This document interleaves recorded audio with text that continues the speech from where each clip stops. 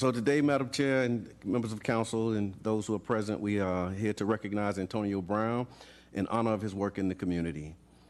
Antonio is a proud father, a business owner, and an advocate for children's literacy. He's also a member of Leadership St. Pete, a class of 22, and president of the 13th Street Heights Neighborhood Association. He's the owner of Central Station Barbershop and Grooming, which has become a headquarters for all things community. Since it's a Black History Month, a little Black history fact here that Black barbers were introduced into American culture in the 19th century during the period of slavery, where slave masters were turning a profit by leasing enslaved Black barbers to their neighbors and their neighboring establishment, mainly to groom white men. The Black-owned or Black-operated barbershops were run by slaves and ex-slaves, and it wasn't easy for a Black man to visit a barbershop to get a haircut. Not only in the South, but also in the North. Those Black barbershops, because they served white men, were competition for white barbers, and so they faced a lot of difficulty. A lot of us, I'm fast forwarding through that piece, but a lot of us are familiar with Madam C.J. Walker and the wealth that she accumulated as a pioneer in the hair care industry, but we don't know about men like Alonzo Herndon, who was also among the first African-American millionaires who built his empire in the late 1800s with his first barbershop. I'm not saying that he's a millionaire yet, but I think it's important to note that during Black History Month. And we want to talk about the book club, and an amazing book on that is called Cutting Along the Color Line, Black Barbers and Barbershops in America. And it really gives a great perspective on the role that barbershops play in the culture. So in present time, Mr. Brown is actually helping to write Black history because we have the pen. We oftentimes look at what was accomplished and what has been accomplished, and we wanted to take a moment to recognize what is happening right now and the significance that is having on our culture and the influence in the community.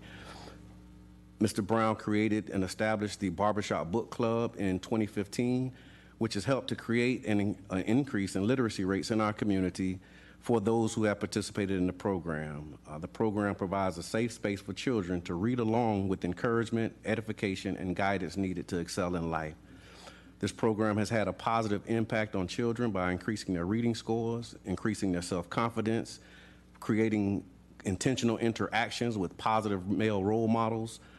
This has all helped to improve their attitudes about reading, as well as helping their parents to easily integrate reading at home by providing books to them that they can take when they leave the barbershop.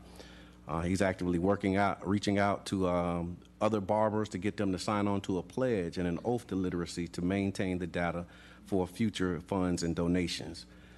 Mr. Brown provides these haircuts to students free of charge as long as they can read a book. And not even can read. If they attempt to read, he'll provide them with a free haircut.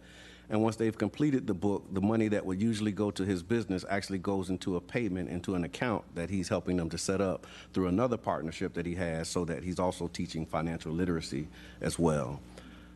In addition to the Barbershop Book Club, he was modest when he sent me these things, but the Central Station Barbershop is a community resource. I actually got my blood pressure checked at the barbershop through a partnership that he did where he was actually providing blood pressure screenings at the barbershop. He's hosted community events. Our Stop the Violence movement back in 2012, like I said, 2015, started in 2012, but in 2015 we started meeting at his place and then continued that work as a hub there. He's also 1/8 of the 8 Kings Collective, which does an Honor Thy Mother annual event, which recognizes mothers in the community who often go unrecognized. He's hosted voter outreach events. He actually provides rides to the polls for people who can't get to the polls. So he actually rented vans and partnered to make sure that people were able to participate in our democracy. He's also an organizer and founder of the Pinellas Black Excellence Expo, which is now the Black Excellence Summit, which recently held its inaugural Black Excellence Masquerade, with 100% of the proceeds going to the book club. Mr. Brown, he is a social architect, an influencer, an investor, and a community connector, and it gives me great pleasure to recognize him as an official Sunshine Ambassador for the City of St. Louis.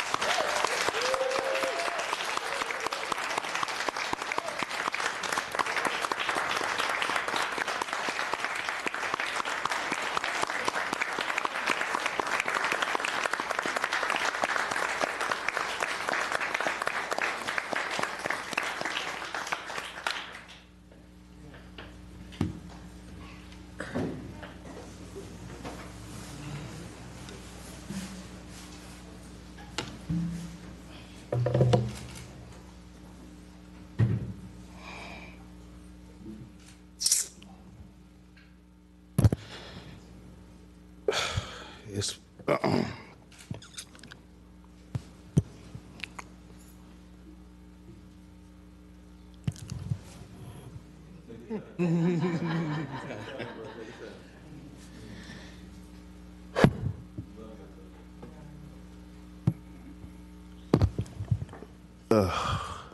this is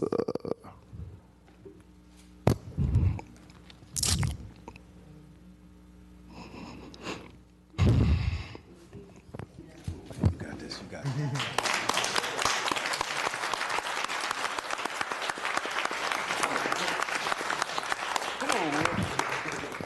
it's only tough for me because I've been doing this from a place of only love.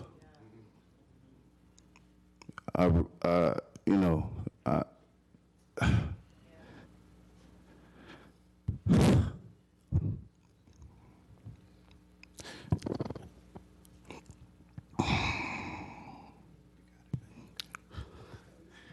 we need this.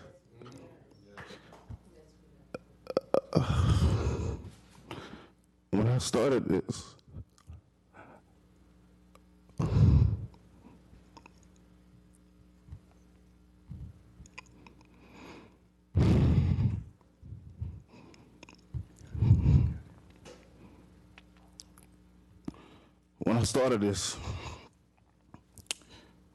it was hard for me because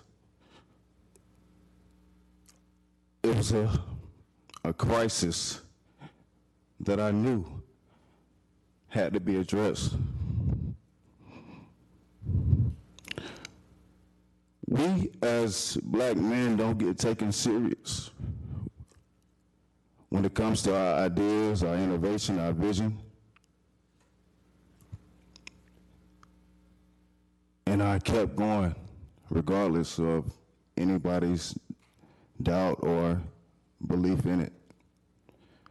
Because I knew that I had true friends that did believe in me. And one of them is next to me today.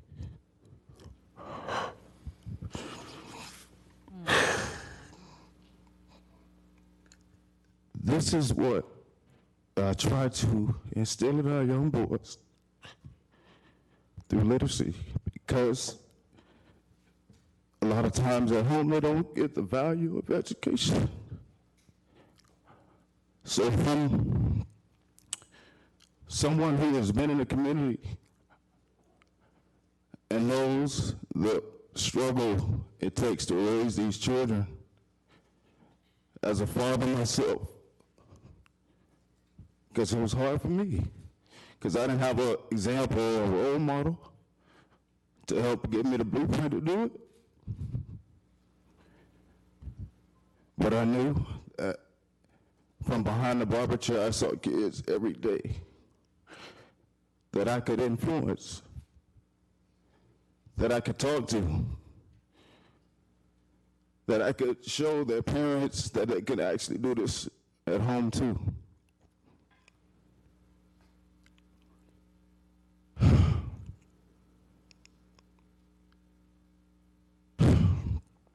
This has been my passion. I'm dedicated to this.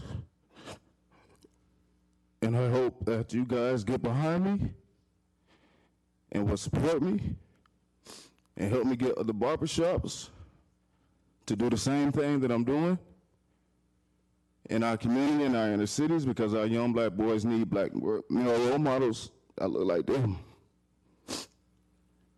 to help the teachers at schools influence them that reading, you can fall in love with it.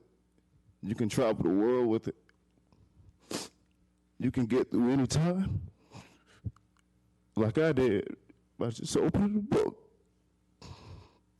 My parents passed away, and I used literacy to help me get through a lot of these problems that I was going through.